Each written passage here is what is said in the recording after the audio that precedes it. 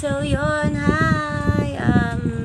Actually, ginawa ko tong video na to is para maka-help and mag-help. Maka-help at matulungan nyo din ako. So, yun. Actually, I've been studying about tarot cards. Ayan, magwa 1 week na ako nag-i-study ng tarot cards. Pinapractice ko siyang i-read para sa sarili ko. And nakapag-read na rin ako ng 2 strangers. I mean, hindi stranger, I mean, ibang tao without fee actually. Kasi hindi ako pasigurado kung accurate yung readings ko. So, actually, those 2 were my friends. Problematic sila. So, I suggest na baka pwede ko silang i-read. Then, tawag dito, paano ba? I-refer ko sila sa talagang expert after that. No? Then, gusto ko mag-ano din sila sa akin. Magsabi din sila sa akin if tumugma ba. And, fortunately, my cards resonate with them. And also, yun din yung lumabas dun sa cards ng expert. No? So, I am very glad to tell that kaya magre-read ako, pwede ako mag-offer ng readings. Sabi daw nila, you have to require donations. Kasi daw parang ano yun, exchange of energy kapag nagre-read ka. Kasi kailangan ng energy pag nagre-read ka.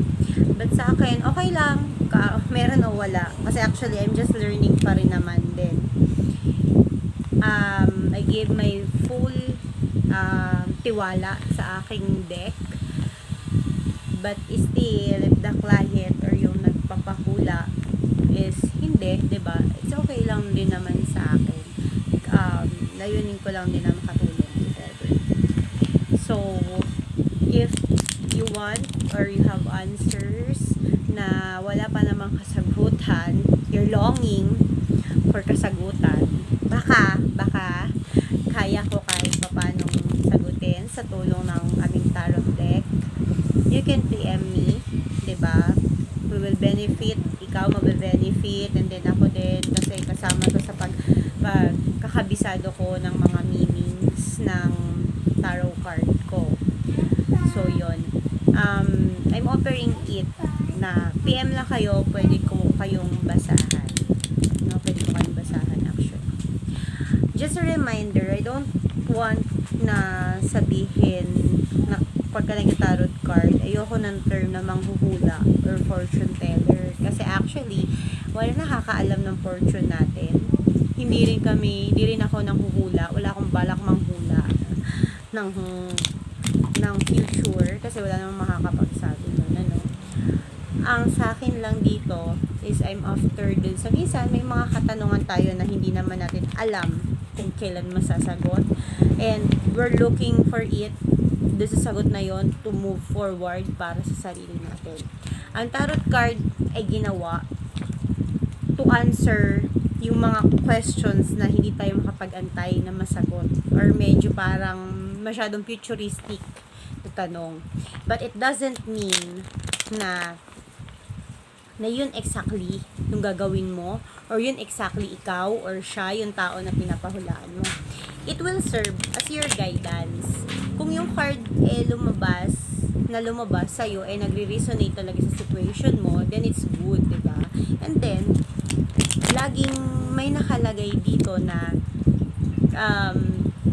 ibig sabihin.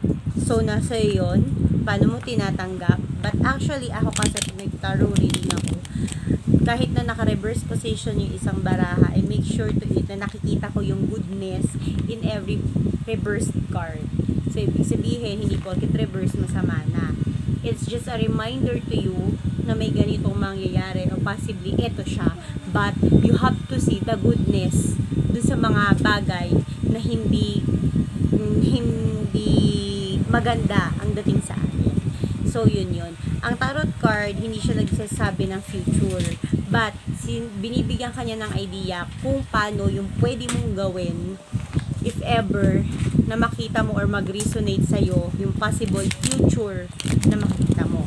You are the one who's making the outcome. You are the one choosing of your future. Lahat ng bagay ay nasa decision.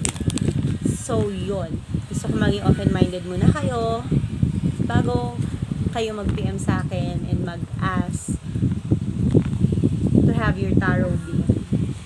Yun, maraming salamat!